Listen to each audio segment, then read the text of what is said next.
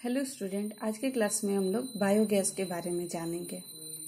Biogas आप लोग 10 तक जितने भी स्टूडेंट हैं सारे स्टूडेंट 10 तक में बायोगैस के बारे में जरूर पढ़े होंगे। इस वर्ड से तो आप लोग परिचित ही होंगे कि बायोगैस किसको कहते हैं। तो देखते हैं बायोगैस होता क्या है। बायोगैस अगर यदि बात करते तो इसको हिंदी में जैव गैस या गोबर गैस भी कहते हैं। गोबर गैस, इसको गोबर गैस इसलिए कहते हैं क्योंकि जो रॉ मटेरियल के रूप में बायोगैस बनाने के लिए रॉ मटेरियल के रूप में जो यूज किया जाता है उसमें गोबर की प्रधानता होती है। मेन कंस्टिट्यूएंट अगर यदि बात करें तो वहां पे गोबर होती है, जिस कारण से इसको गोबर गैस कहते हैं। अब बात आती है कि ये बनता कैसे है।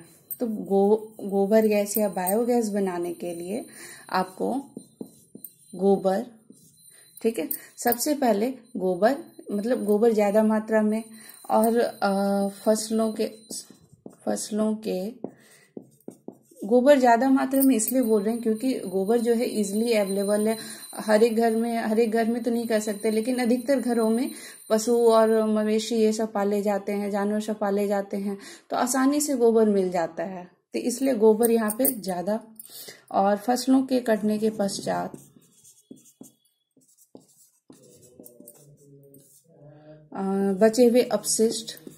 बचे अपशिष्ट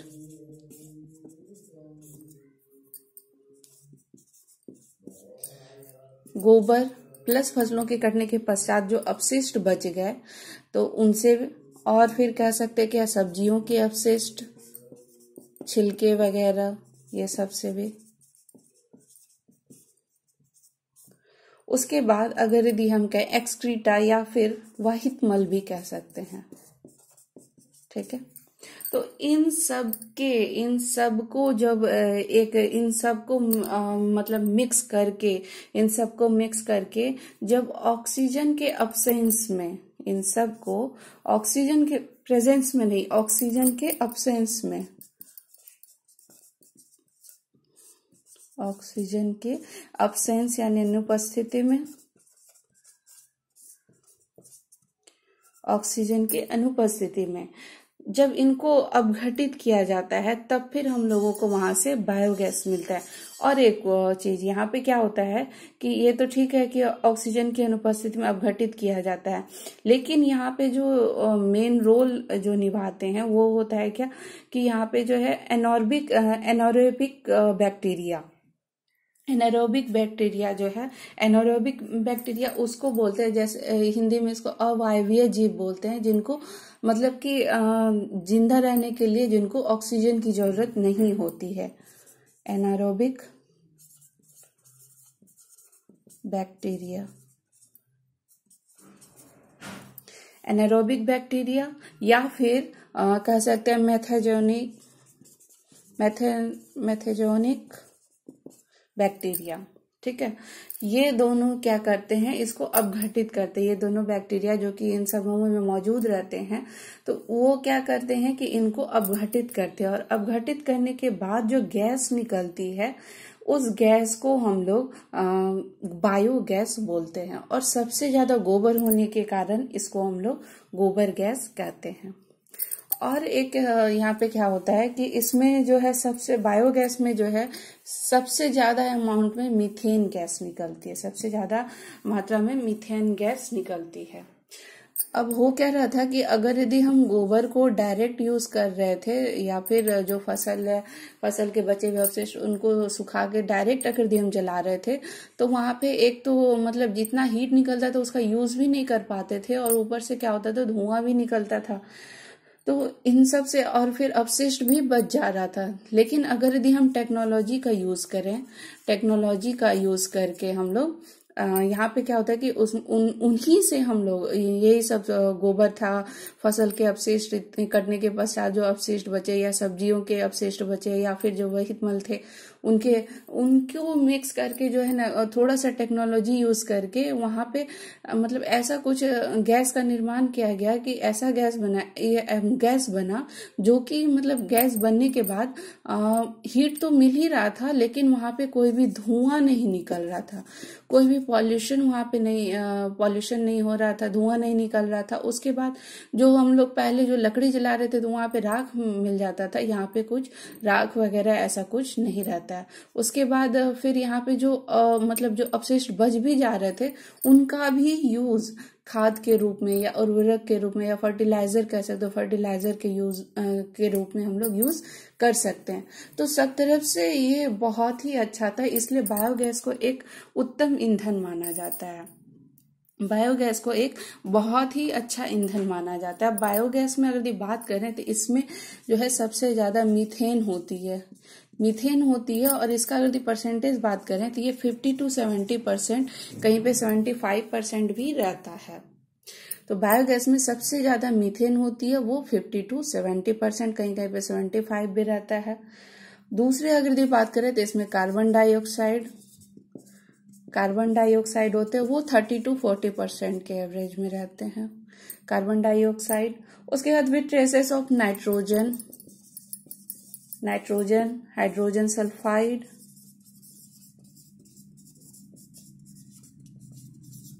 और हाइड्रोजन, ये सब भी मौजूद रहते हैं। बहुत कम अमाउंट में ये सब भी मौजूद रहते हैं। ठीक है, बायोगैस में मीथेन होता है 50 to 70%, carbon dioxide 30 to 40%, with traces of nitrogen, hydrogen sulphide and hydrogen available in biogas. तो ये सब उसमें प्रेजेंट इन बायोगैस, ये सब बायोगैस में प्रेजेंट रहते हैं। अब बायोगैस प्लांट को देख लेते हैं, बायोगैस बनता कैसे है।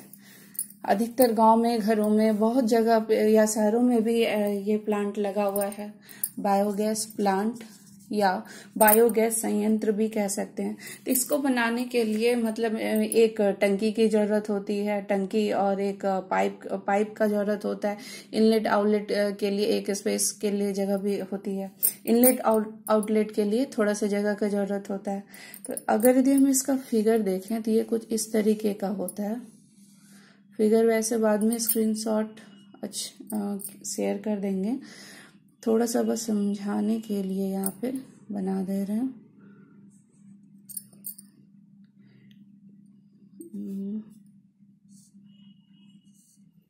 इसको डिजास्टर टैंक भी बोलते हैं, क्योंकि यहाँ पे बायोगैस बनता है।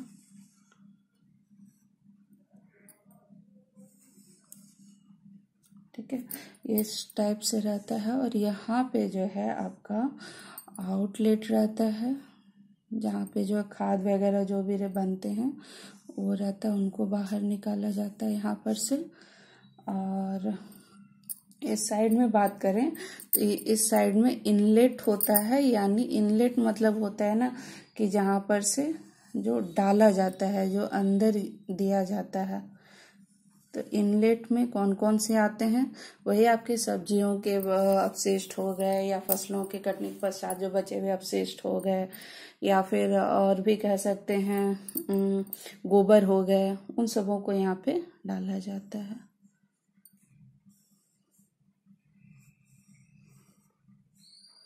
ये इनलेट हो गया, इनलेट के थ्रू यहाँ पे डाला जाता है। और एक ये टैंक होता है, गुम्बद टाइप का टैंक होता है। थोड़ा सा फिगर मेरा अच्छा नहीं बन रहा है, आप लोग अच्छे से बना लीजिएगा।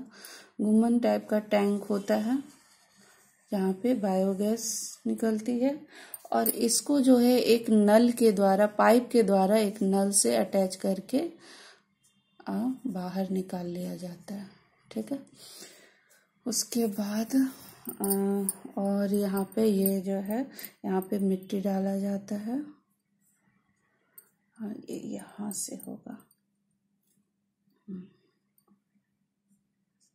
ये यहाँ से इस टाइप से होता है, इसको ऐसे करके गुम्बद टाइप का ये बना दिया जाता है। और इधर भी सेम वैसा ही रहता है। ये थोड़ा सा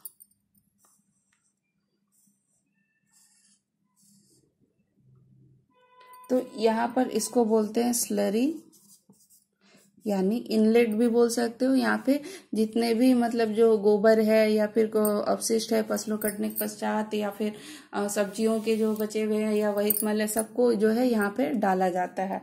यहाँ पे सॉइल होता है, यहाँ पे भी सॉइल होता है। जब इनको डाला जाता है उसके बाद क्या होता है कि यहाँ पे एनारोबिक बैक्टीरिया या फिर मेथेजोनोइक बैक्टीरिया जो होते हैं, जो इनमें मौजूद रहते हैं, वो उसको अपघटित करते हैं, और अपघटित करके यहाँ पर क्या होता है, बायोगैस बनता है।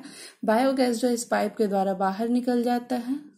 यहाँ से बायोगैस को कलेक्ट करके बाहर निकाल लिया जाता है। इसको गैस टैंक बोल सकते हैं, ठीक है। बाहर निकाल लिया जाता है। उसके बाद जो बच जाते हैं उनको जो है यहाँ पर बाहर किया जाता है। जो अपशिष्ट बच जाते हैं उनको यहाँ पे बाहर कर दिया जाता है, और उसके बाद जो यहाँ पर कुछ दिन छोड़ने के बाद ये जो है फर्टिलाइजर के रूप में यूज किया जाता है। फर्टिलाइजर के रूप में यूज किया जाता है। इसको डिजास्टर टैंक, डिजास्टर बोलते हैं, ठीक है। तो ये है बायोगैस प्लांट। बायोगैस प्लांट क्या है कि यहाँ पे स्लरी को इनलेट के थ्रू स्लरी को डाला जाता है। उसके बाद यहाँ पे जितने भी हैं रॉ मटेरियल सबको डाला जाता है। यहाँ से गैस बन के बाहर निकलता है। जो बच जाते हैं उनका यूज जो है यहाँ पर कलेक्ट करने के बाद उनका यूज फर्टिलाइजर के रूप में करते हैं। तो मेनली इसमें गैस टंकी होती है, ये गैस पाइप है, और ये नल कह सकते हो, और ये इसको जो है आउटलेट टैंक भी बोल सकते हैं। उसके बाद अगर दी हम इसके मतलब कुछ एडवांटेज या फिर इसके प्रॉपर्टी या इसकी तारीफ में कुछ बोले तो ये एक बहुत ही अच्छा ईंधन है, सबसे बेस्ट ईंधन कह सकते हो। पहला कि ये बहुत ही बेस्ट ईंधन है। क्योंकि यहाँ पे क्या हो रहा है, मीथेन गैस जो मौजूद होने के कारण ये जलने पर किसी प्रकार का धुआं नहीं निकालती है। उसके बाद क्या हो गया, क्या धुआं नहीं निकालती है। दूसरा क्या होता है कि ये राख जैसा कुछ भी अपशिष्ट बाहर नहीं है, यहाँ पे कुछ भी राख वगैरह कुछ नहीं निकला। यानी कि अगर हम लकड़ी वगैरह कुछ जलाते हैं तो अब राख रह गया, तो अब उसको मतलब क्लीन करने के लिए अलग से श्राप का जरूरत पड़ता है। तो यहाँ पे ऐसा कुछ राख वगैरह का नहीं होता है, राख वगैरह नहीं निकलता है। उसके बाद क्या होता है कि इसका जो अगर यदि हम हीट कैपेसिटी देखें या तापन क्षमता कहें तो वो जो है सबसे ज्यादा होती है। तापन क्षमता कहें तो वो सबसे ज्यादा होती है, या उच्च कह सकते हैं, हाईएस्ट होता है। इसलिए इसका जो है यूज जो है हम लोग घरों में यूज करते हैं। किस लिए? किचन में यूज करते हैं, खाना पकाने के लिए, सिलेंडर में भर के खाना पकाने वाले गैस के रूप में खाना पकाने के लिए गैस का जो यूज करते हैं उसमें इसका यूज होता है। उसके बाद इसका जो है अगर नेक्स्ट अगर दी कहें तो वो सोर्स ऑफ लाइट के में भी कह सकते हैं कि इसका जो सोर्स ऑफ लाइट में भी यूज कर सकते हैं, या फिर प्रकाश के स्रोत के रूप में भी इसको यूज कर सकते हैं। लाइट वगैरह को भी जला सकते हैं। उसके बाद और अगर दी ये कहें तो मतलब कि अगर यदि जो हम लोग खेतों पे सिंचाई वगैरह करते हैं तो सिंचाई वगैरह करने के लिए एक मतलब जो इंजन का यूज पंप सेट के लिए जो इंजन का यूज होता है, पंप सेट वगैरह जो भी होते हैं वहां पे, उसके लिए जो इंजन होता है उसको चलाने के लिए ये बायोगैस मतलब बायोगैस का यूज किया जाता है। उसको चलाने के लिए बायोगैस का यूज किया जाता है। और अगर यदि हम बात करें तो इसमें जो अपशिष्ट बच जा रहे थे, जो भी अपशिष्ट बच जा रहे थे, उसका यूज हम लोग खाद के रूप में कर सकते हैं। क्योंकि उस अपशिष्ट में क्या होता है ना कि नाइट्रोजन और क्या होता है ना फास्फोरस, नाइट्रोजन और फास्फोरस ये जो है ना बहुत अच्छे मतलब बहुत ज्यादा मात्रा में होता है। तो ज्यादा मात्रा में होने के कारण उसका यूज हम लोग खाद के रूप में कर सकते हैं। तो ऐसे अगर दी हम देखें कि बायोगैस अगर दी हम प्लांट अगर दी घर में लगवाते भी हैं तो यहाँ पे ये ज्यादा स्पेस भी नहीं ले रहा है, और मतलब जितना भी इसमें मतलब यूज हो रहा है, ठीक है, तो लेकिन लास्ट में जो अपशिष्ट आउटलेट के द्वारा अगर दी हम देखें तो कुछ भी अपशिष्ट नहीं बच जा रहा है। जो अपशिष्ट निकल भी रहा है तो हम लोग उसका भी यूज खाद के रूप में कर लेते हैं। जब बायोगैस निकलती है तो उसमें भी कुछ ना कुछ अशुद्धियां रहती है, जिसको बाद में रिफाइन करके मतलब कि बाद में थोड़ा सा और भी प्रोसेस करके वहां से प्योर बायोगैस को निकाला जाता है। तो ये था बायोगैस के बारे में। अब अगर इसमें भी कुछ समझ में नहीं आया तो बताना क्या नहीं समझ में आया। और इसकी कैलोरीफिक वैल्यू की बात करें, एवरेज कैलोरीफिक वैल्यू अगर यदि कहें तो ये 1200 किलो कैलोरी पर मीटर क्यूब होता है। 1200 किलो कैलोरी पर मीटर क्यूब होता है एवरेज ग्रॉस कैलोरीफिक वैल्यू। ठीक है, तो ये था बायोगैस के बारे में। Thank you.